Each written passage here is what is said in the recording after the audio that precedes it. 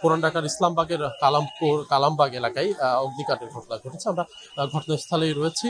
ইতিমধ্যে ফায়ার সার্ভিসের সদস্যরা কাজ করছে। আমরা সরাসরি দেখাতে চাই যে এই যে কালামবাগ যে ইসলামবাগের পাশের যে কালামবাগ এলাকা, সেই জায়গার এই যে বেশ কয়েকটি ঘিঞ্জি ঘর অর্থাৎ আবাসিক এলাকা, এবং এই এলাকায় ছোট ছোট খুপড়ি ঘর, টিন শেড রয়েছে। সেই জায়গাটিতে একটি ঘরেই মূলত আগুনের সূত্রপাত হয়, এবং সেই আগুনে কিন্তু এই জায়গার যে বেশ কয়েকটি ঘর কিন্তু পুড়ে ছাই হয়ে গেছে।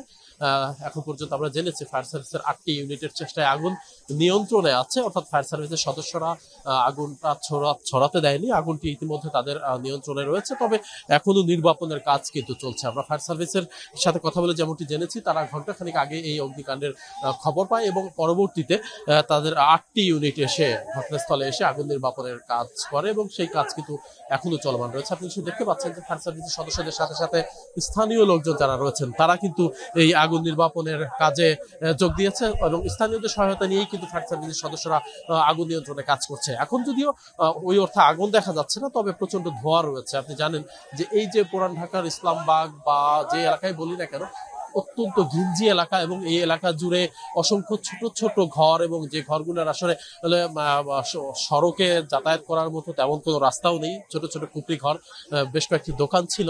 এই খুপড়ি ঘরের ভিতর থেকে কোনো একটি জায়গা থেকে আসলে আগুনের সূত্রপাত। তবে ঠিক কি কারণে আগুনের সূত্রপাত সেটি এখন পর্যন্ত আমরা নিশ্চিত না। তবে ফায়ার সার্ভিসের সদস্যরা প্রথমত আগুন নির্বাপনের যে কাজ সেটি আসলে করছেন। ইতিমধ্যে তারা আমাদেরকে জানিয়েছেন যে আগুন নিয়ন্ত্রণে আছে, তবে আগুন যে পরিপূর্ণভাবে নির্বাপনের যে কাজ, সেই কাজটি এখন পর্যন্ত তারা চালিয়ে যাচ্ছে। আমরা দেখতে পাচ্ছি আসলে বেশ কয়েকটি ঘর ক্ষতিগ্রস্ত হয়েছে। এখানে যারা বসবাস করেন, ধারণা করা হচ্ছে যে আসলে নিম্ন আয়ের যে সকল মানুষ, তারা কিন্তু এই সকল ঘরে ছোট ছোট ঘরে ভাড়া নিয়ে বসবাস করে থাকেন, এবং তাদের জিনিসপত্র পুড়ে গেছে, এবং যাদের জিনিসপত্র পুড়েছে তারা কিন্তু আহাজারি করছে। সেই অর্থে একটু বলতেই চাই যে ছোট ছোট ঘর, বেশ কয়েকজনের ব্যবসা প্রতিষ্ঠান ছিল, বেশ কয়েকটি ব্যবসা প্রতিষ্ঠান ছিল, সেসব ব্যবসা প্রতিষ্ঠান পুড়ে গেছে। ব্যবসা প্রতিষ্ঠান পুড়ে ব্যাপক ক্ষতি হয়েছে। এখন পর্যন্ত যদিও কোনো জানমালের ক্ষতি, জানের ক্ষতি বা কোনো ধরনের হতাহতের খবর আমরা পাইনি, তবে যে যে জায়গাটিতে আগুন লেগেছে, অর্থাৎ বেশ কয়েকটি ব্যবসা প্রতিষ্ঠান এবং এখানে আবাসিক ভবন, এবং সেখানে এই টিন শেড ঘরে মানুষ বসবাস করে, অর্থাৎ যারা নিম্ন আয়ের মানুষ তারা বসবাস করে। তো তাদের এই ব্যাপক ক্ষতি হয়েছে এটি বোঝাই যাচ্ছে, কারণ টিন শেডের এই ঘরগুলো পুড়ে গেছে, এবং ব্যবসা প্রতিষ্ঠান যারা ছিল সে সকল ব্যবসা প্রতিষ্ঠানে মূল্যবান জিনিসপত্র পুড়ে কয়লা হয়ে গেছে। প্রায় 1 ঘন্টার সময় ধরে এই আগুন এখানে জ্বলেছে। একটু জানাতে চাই, এই এলাকাটি এত ঘিঞ্জি, এবং এই এলাকার রাস্তাঘাট এত সরু যে ফায়ার সার্ভিসের সদস্যরা যে দ্রুত সেখানে আসবে, এবং দ্রুত আসার সাথে সাথে যে আগুন নির্বাপনের যে কাজ করবে সেটিও কিন্তু বেগ পেতে হয়। আর এই এলাকাটিতে প্রত্যেকটি জায়গায় যে বড় বড় গাড়ি, ফায়ার সার্ভিসের বড় গাড়ি নিয়ে তারা ঢুকে যে অগ্নি নির্বাপনের কাজ দ্রুত শুরু করবে, সেটিও কিন্তু প্রচন্ড কষ্টসাধ্য, কারণ এই এলাকার প্রত্যেকটা রাস্তায় কিন্তু অত্যন্ত সরু, এবং এই এলাকায় কিন্তু প্রচন্ড যানজট লেগে থাকে প্রতিটি সড়কে, যে কারণে কিন্তু ফায়ার সার্ভিসের সদস্যদের কিন্তু বেগ পেতে হয়। আমরা দেখতে পাচ্ছি ফায়ার সার্ভিসের সদস্যরা কিন্তু প্রাণপণ চেষ্টা চালিয়ে যাচ্ছেন যে আগুনকে পুরোপুরি ভাবে নিয়ন্ত্রণে আনতে, ক্ষয়ক্ষতির পরিমাণ যতটা কমিয়ে আনা যায় সেই চেষ্টা থেকেই কিন্তু ফায়ার সার্ভিসের সদস্যরা কাজ করছে, এবং ফায়ার সার্ভিসের সদস্যদের সাথে স্থানীয় যারা রয়েছেন তারাও কিন্তু একসাথে কাঁধে কাঁধ মিলিয়ে কাজ করছেন, যাতে করে ক্ষয়ক্ষতির পরিমাণটা কমিয়ে আনা যায়। আমরা একটু আসলে শুনতে চাই যারা আসলে এই জায়গাটিতে ছিল, যাদের প্রতিষ্ঠান, তাদের আসলে কি পরিমাণ ক্ষয়ক্ষতি হয়েছে, একটু তাদের মুখে ভাই। আমার তো ওই যে কাটার পাতি এমনি অনেক মাল খালি এগুলো অনেক পুরা গেছে। প্রত্যেক জনের কাটার মেশিন, ওই যে লোহা এই কাটার মেশিন, এগুলি সবকিছু পুরা গেছে। আগুন এটা কোন সময় লাগবে, কোন টাইম এটা বলতে পারবো না। আগুন লাগার অনেক খবর পাইছি, পরে আইছি এই জায়গায়। এখানে কাটার প্লাস্টিকের বল বালতি যেটা অস্তিত্ব হতো, এটা এনে কাটিং করতে এইসব। জি, আবার দানা মেশিন আছে। কখন লাগছে, আপনারা কোন কোন জায়গা থেকে আগুন কিভাবে আগুন সূত্রপাত হচ্ছে আপনার জুম্মার নামাজের পর থেকে, যতটুকু ধারণা গেছে। কারণ জুম্মার নামাজের পর সবাই চলে যায় গন্তব্যস্থল থেকে। এখান থেকে দেখা যায় কিভাবে লাগলো কেউ বলতে পারতাছি না। সূত্র হয়েছে এখান থেকে কিভাবে বলা যেতে বন্ধ কর থাকে, সবাই নামাজে গেছে, এর মধ্যে কিভাবে আসলো এটা কেউ বলতে পারতাছি না আমরা। আর ক্ষয়ক্ষতি এখনো বলা যাবে না কি পরিমাণ।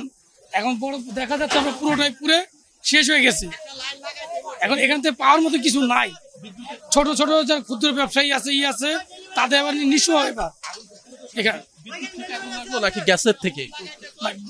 এখানে এখন আপাতত বলা যায় যে প্লাস্টিক সামগ্রিক মাল এটা, এখানে ছোট ছোট কাটার এবং দানা প্রস্তুতকারক কোম্পানিগুলো যেগুলো আছে এগুলো তৈরি অবস্থান। বসত বাড়ি ছিল কি এখানে কেউ? হ্যাঁ, বসত বাড়ি ছিল।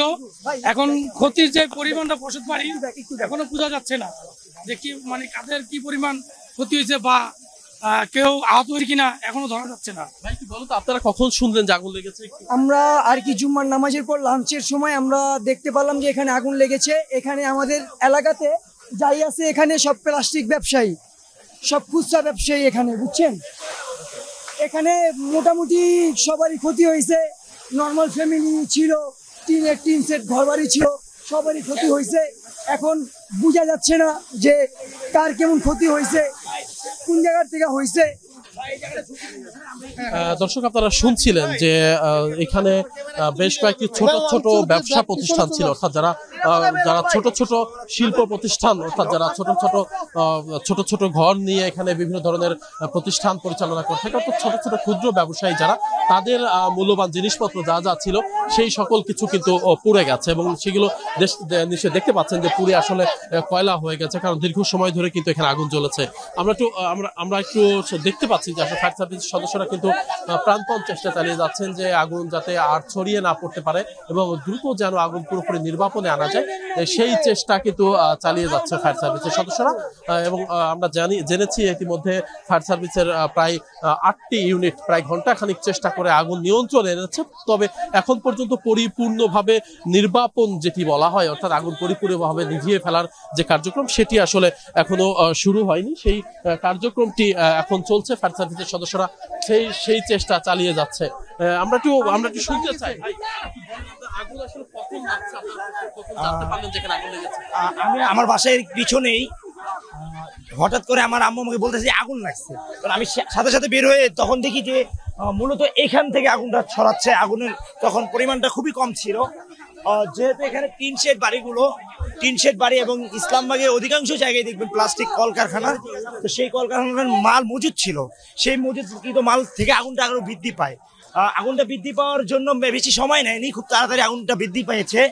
এবং আরেকটা জিনিস লক্ষ্য করবেন যে আজকে যেহেতু শবে বরাতের বন্ধ, কোনো কারখানা স্টাফ ছিল না, প্রত্যেকটা কলকারখানা bond ছিল। সেক্ষেত্রে আগুনটা মানে ছড়ানোর জন্য খুব তাড়াতাড়ি মানে কেউ এসে সাহায্য করতে পারেনি। আপনারা শুনছিলেন যে আজ শবে বরাত ছিল গত রাতে। শবে বরাতের পরে স্বাভাবিকভাবে সব প্রতিষ্ঠান ছুটি থাকে, সে কারণে আসলে এই যে ছোট ছোট শিল্প প্রতিষ্ঠান, ছোট ছোট কারখানা, সেখানে কিন্তু কোনো শ্রমিক ছিল না, যার ফলে খুব একটা হতাহতের ঘটনা ঘটেনি। তবে যেটি হয়েছে, সবগুলো ছোট ছোট প্রতিষ্ঠান যেহেতু বন্ধ ছিল, এতে করে আগুন দ্রুত ভেতরে ছড়িয়ে পড়েছে, কোনো লোক ছিল না। এটি আসলে নেভানোর যে চেষ্টা, প্রথম অবস্থায় যেটি দ্রুত নিভিয়ে ফেলা বা দ্রুত ফায়ার সার্ভিসে খবর দেওয়া, অর্থাৎ যেহেতু সবগুলো প্রতিষ্ঠান বন্ধ ছিল, ভিতরে আগুনটি ধরে সেই আগুন অতি দ্রুত ছড়িয়ে গেছে। এতে করে আসলে আগুন এই যে প্রতিষ্ঠানগুলো ছিল, এখানে ধারণা করা হচ্ছে 15-20টি ছোট ছোট ক্ষুদ্র ব্যবসায়িক প্রতিষ্ঠান এখানে প্লাস্টিক থেকে শুরু করে বিভিন্ন ধরনের জিনিসপত্র, ছোট ছোট জিনিস তৈরি করে এখানে, এবং কয়েকটিতে দেখা যাচ্ছে টিন শেড বাসায় বেশ কয়েকটি পরিবার বসবাস করে, তাদের আসলে সবকিছুই পুড়ে গেছে। আমরা কয়েকজনকে দেখেছি তারা আহাজারি করছে, কারণ এই ছোট ছোট ক্ষুদ্র শিল্প প্রতিষ্ঠান গড়ে তোলে অল্প পুঁজি নিয়ে যারা ব্যবসা করতে আসে, তারাই আসলে এই ধরনের জায়গায় ছোট ছোট দোকান ভাড়া নিয়ে ছোট ছোট কারখানা গড়ে তোলে। সেই কারখানার জিনিসপত্র আসলে পুড়ে ছাই হয়ে গেছে। এখানে প্লাস্টিকের পদার্থ ছিল, যে কারণে আসলে আগুন দ্রুত ছড়িয়েছে বলে স্থানীয়রা মনে করছেন। তবে একটি আশার কথা হচ্ছে, আজকে যেহেতু শবে বরাতের বন্ধ ছিল, শ্রমিকরা কারখানায় কেউ ছিল না, বন্ধ ছিল, এতে করে হতাহতের যে বিষয়টি, অর্থাৎ মানুষের জীবনের হতাহতের যে বিষয়টি, অর্থাৎ আহত নিহতের যে বিষয়টি, সেই তেমন কোনো ধরনের হতাহতের খবর বা কোনো ধরনের দুর্ঘটনার খবর আমরা পাইনি। তবে মানুষের কিন্তু ব্যাপক ক্ষতি হয়েছে, অর্থাৎ তাদের প্রতিষ্ঠান পুড়ে গেছে। এতে করে যা হয়েছে, তাদের কারো যে সকল পুঁজি থাকে, অর্থাৎ ছোট ছোট ক্ষুদ্র ব্যবসায়ীরা অল্প পুঁজি বা ছোট ছোট ঋণ করে এই ব্যবসা প্রতিষ্ঠানগুলো পরিচালনা করে, তারা আসলে ব্যাপক ক্ষতির মুখে পড়লো, এটি স্বাভাবিকভাবে বলা যায়। এবং ফায়ার সার্ভিসের সদস্য আমরা দেখতে পাচ্ছি এখন পর্যন্ত তারা আগুন পুরোপুরি নিয়ন্ত্রণে আনতে কিন্তু প্রাণপণ চেষ্টা চালিয়ে যাচ্ছেন, কারণ এই যে জায়গাটি ইসলামবাগের কালামবাগ, সেই জায়গাটিতে মূলত টিন শেড বেশ কয়েকটি ঘর, সে বেশ কয়েকটি দোকান এবং ছোট ছোট কয়েকটি শিল্প প্রতিষ্ঠান, অর্থাৎ ক্ষুদ্র শিল্প যেটা বলি আমরা, সেই প্রতিষ্ঠানগুলো ছিল এবং সেই প্রতিষ্ঠানের এই পুরোটাই পুড়ে গেছে। আমরা দেখতে পাচ্ছি যে টিনগুলো ছিল, টিনগুলো একদম পুড়ে কয়লা হয়ে গেছে। সেই টিনগুলো স্থানীয় এবং ফায়ার সার্ভিসের সদস্যরা কিন্তু সেই টিনগুলোকে এখন সরিয়ে নিচ্ছেন যাতে করে আগুন দ্রুত নিয়ন্ত্রণে আনা যায়। তো বলতে চাই, ফায়ার সার্ভিসের সদস্যদের সাথে সাথে কিন্তু স্থানীয় যারা রয়েছে তারাও কিন্তু হাতে হাত মিলিয়ে, কাঁধে কাঁধ মিলিয়ে চেষ্টা করছে যাতে করে এই আগুন আর ছড়িয়ে পড়তে না পারে, আগুন যাতে দ্রুত নিয়ন্ত্রণ আনা যায়। সবাই কিন্তু কাজ করে যাচ্ছে, যার যার জায়গা থেকে কাজ করে যাচ্ছে। তবে একটু বলতে চাই, আগুন লাগলে আসলে উৎসুক জনতার প্রচুর ভিড় থাকে। এই উৎসুক জনতার কারণে আসলে আগুন নিয়ন্ত্রণে আনতে নানান সময় ফায়ার সার্ভিসের সদস্যদের গাড়ি নিয়ে প্রবেশ করতে বেগ পেতে হয়, আইন শৃঙ্খলা বাহিনী কাজ করতে গিয়ে বেগ পেতে হয়। এই উৎসুক জনতার কারণে কিন্তু প্রত্যেকটি সময়ে আগুন নির্বাপন বা আগুন নিয়ন্ত্রণে ফায়ার সার্ভিস সদস্যদের বেশ কষ্টসাধ্য পরিস্থিতি তৈরি হয়। অসংখ্য মানুষ এই জায়গাটিতে আসলে আগুন লাগলে সেই জায়গাটিতে জড়ো হয় এবং এতে করে আসলে বেশ দুর্বিষহ পরিস্থিতি তৈরি হয়। তবে স্থানীয়দের, ফায়ার সার্ভিসের পাশাপাশি স্থানীয় যারা রয়েছেন তারা কিন্তু চেষ্টা চালিয়ে যাচ্ছে যাতে আগুনের যে ক্ষয়ক্ষতির পরিমাণ কমিয়ে আনা এবং এই জায়গাটিতে যত দ্রুত সম্ভব আগুন নিয়ন্ত্রণে নিয়ে আসা। তো এখন পর্যন্ত বলা যায় যে আটটি ইউনিটের চেষ্টায় আগুন নিয়ন্ত্রণে আছে। তবে আগুন পুরোপুরি নির্বাপনে আনতে কিন্তু ফায়ার সার্ভিসের সদস্যরা কাজ করছে। এখন পর্যন্ত হতাহতের তেমন কোনো খবর আমরা পাইনি, তবে ব্যবসায়ীদের ব্যাপক ক্ষতি হয়েছে এটি কিন্তু বলতেই হবে।